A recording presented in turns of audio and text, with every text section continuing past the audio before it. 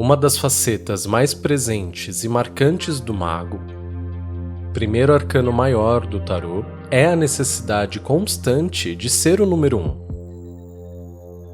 Para ser o primeiro, sempre, ele usa e abusa de seus truques e cartas nas mangas, se tornando assim o que a literatura tarológica chamou de um embusteiro. Essa faceta do mago, muitas vezes ignorada, talvez seja a sua mais forte, não devido ao tarô em si, mas porque é como esse arcano se manifesta em nós, através de nossos comportamentos dentro do cotidiano.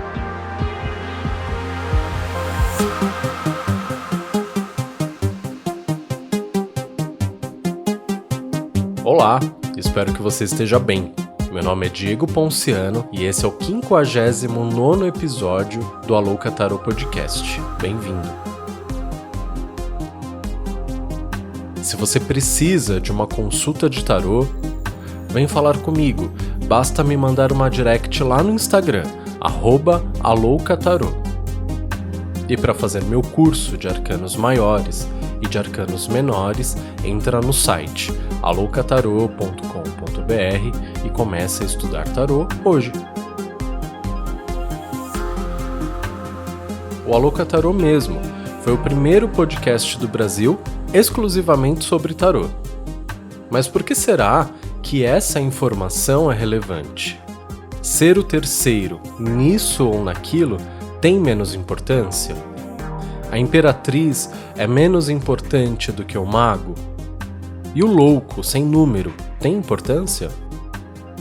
Olhe ao seu redor e perceberá que tudo gira em torno disso. De ser o melhor, de ser o primeiro, ou de pelo menos ser o que ganha mais, o que tem o pau maior, o que é mais alto, que tem o cargo ou o carro melhor. Mas o que é melhor e maior para mim? Dentro das minhas expectativas e desejos pessoais. Como sempre digo aqui, mesmo os programas de TV e o que a gente chama de entretenimento também giram em torno disso. Toda a nossa dinâmica de vida adotou essa ferramenta, e agora damos ou tiramos valor a algo sempre baseados nessas diretrizes e inspirados nessa dinâmica, calcamos também nossa autoestima, profissão, corpo, sexo e afetos de todos os tipos. Você precisa ser o melhor e ser o número 1 em tudo, e quando não dá conta disso ou daquilo, se entristece e passa a se comparar ainda mais com os demais. Até a escolha de profissão é baseada nisso. Algumas profissões conferem prestígio, outras menos. Sabe quando isso ficou mais evidente? Quando, ao me perguntarem minha profissão, eu parei de responder publicitário e passei a responder tarólogo. Sempre, não importa quem, a pessoa fica sem reação ao ouvir a resposta. Contrariados, cedo ou tarde, ao longo da conversa, insistem na pergunta com derivações da mesma pergunta, como: mas e de trabalho de verdade? Você faz o quê? Eu juro que já ouvi isso, e calmamente eu respondo: eu sou tarólogo. Sabe por que a pessoa não sabe o que fazer com essa informação? Porque ela tá tão condicionada a um determinado número de respostas possíveis para essa pergunta, que quando, frente ao improvável, não tem recursos para responder aquilo, pois foge totalmente do seu imaginário sobre o que é profissão e o que é trabalho. E esse não é o principal motivo da resistência. Resistem também, pois nem sabiam que tinham essa opção. Ué, mas eu podia ser tarólogo? Então, será que eu poderia estar vivendo daquele meu sonho, daquela profissão que eu abdiquei para agradar a sociedade, meus pais, e que hoje é pura e simplesmente uma performance na minha vida? junta esse condicionamento pessoal, reflexo da sociedade que a gente vive, ao fato da minha estética, comportamento e linguajar não se enquadrar ao que se espera encontrar num oraculista. Afinal, eu não me fantasio de tarólogo, eu sou tarólogo. E isso nos leva à pior consequência dessa cultura do melhor, da competição, a performance. Como constantemente estamos no modo competição, a performance se torna inevitável. Sabe por quê? Porque é impossível conseguirmos sempre sermos bons em tudo, sempre. Eu era muito assim, muito. Até que percebi que esse comportamento que reproduzimos diariamente não passa de vaidade. Óbvio que não só vaidade, afinal, esse comportamento de competição é estimulado a todo instante em todas as nossas esferas sociais. Reconhecer que a vaidade é só metade do trabalho. Com isso, interrompo em mim e deixo de reproduzir a competição e a performance, mas ela continuará existindo ao meu redor e colocando competidores ao meu lado. Mas quero falar da performance. O mago é um iniciante. Isso fica claro através de seu número, que é o número 1, e de suas representações no baralho de tarô mais conhecidos, como no de Marsella e no Rider-Smith. Nenhum iniciante sabe tudo, mas sob a faceta do mago, ele faz seus corres e passa a instrumentalizar seus truques e macetes. Passa a se portar como quem manja muito de determinado assunto, quando na verdade não sabe, e com isso acaba se metendo em confusões. Fazemos isso quando queremos resolver o problema de todos ao nosso redor, na empresa, do colega. Nos sentimos na obrigação de fazer algo, mesmo quando não somos capazes de fazer nada eficiente a respeito. Falamos que conhecemos, que sabemos e que já fizemos.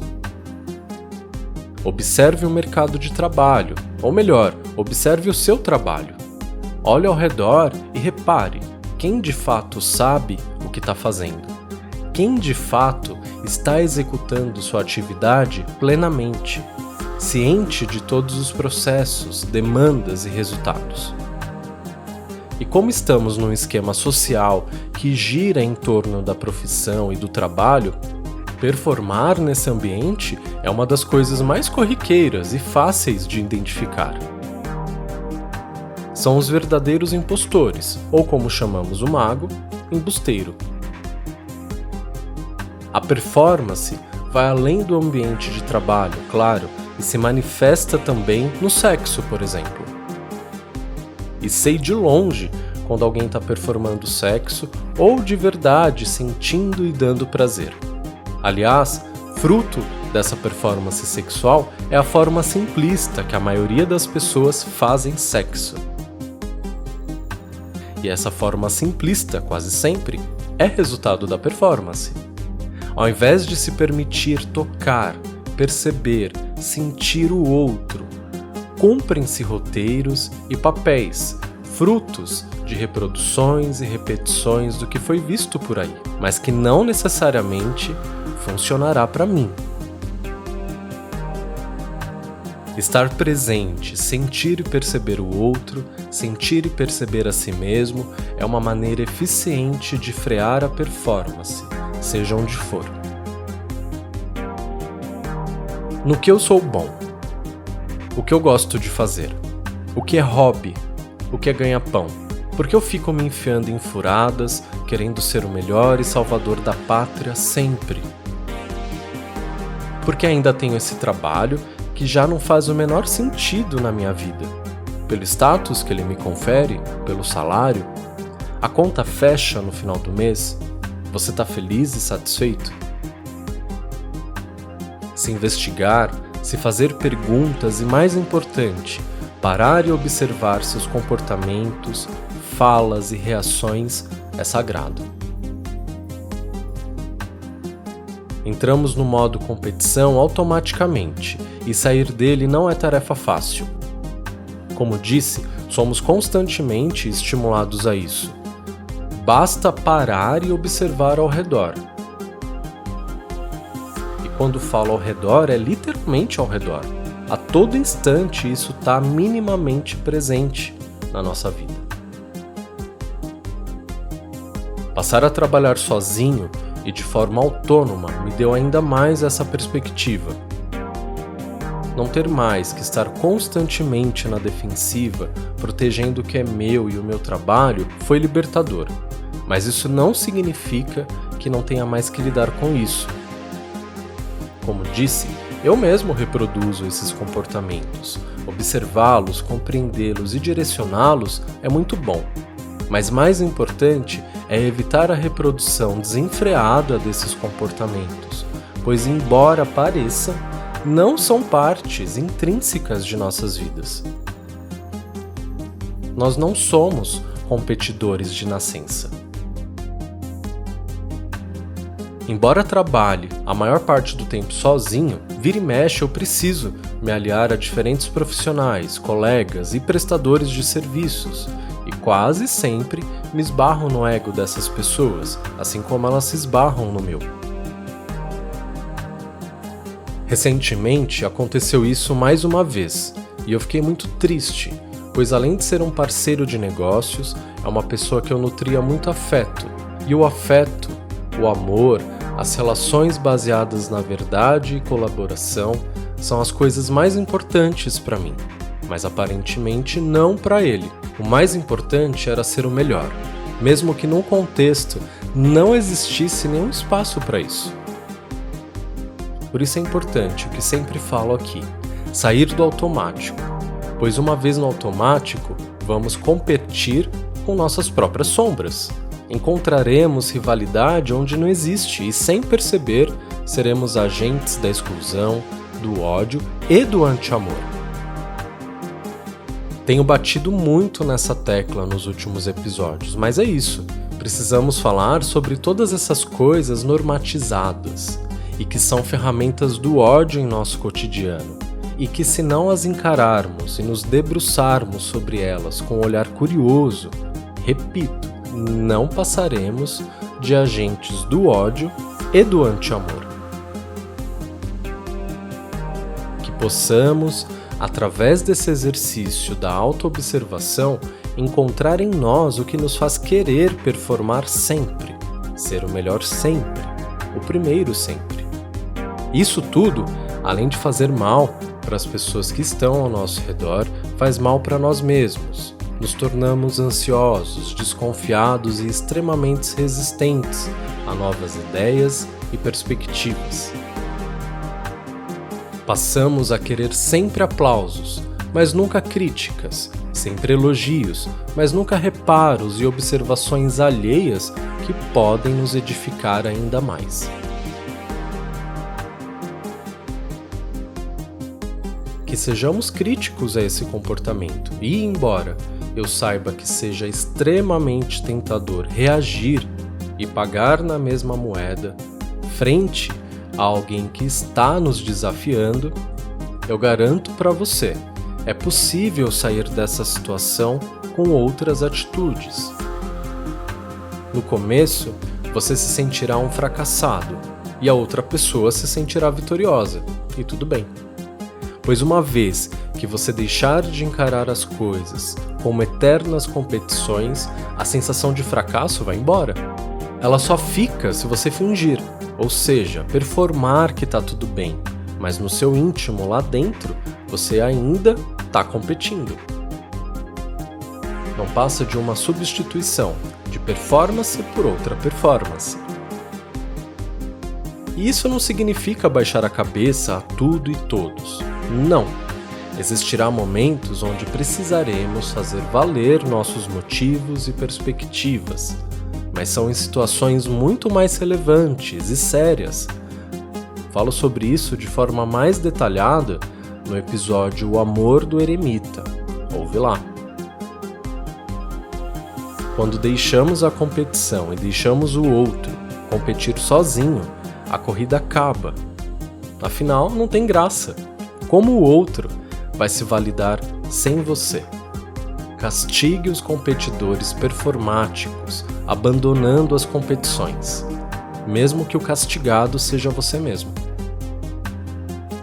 A vida sempre encontra uma maneira de nos justificar e honrar. A competição é apenas a possibilidade mais tosca de alcançar essas coisas, mas existem outras. A questão é: você está disposto a descobrir quais são? Muito obrigado por ouvir mais esse episódio. Se você gostou, compartilhe com um amigo e vem me contar como essa mensagem arcana chegou até você. Até a próxima semana. Um beijo. Tchau.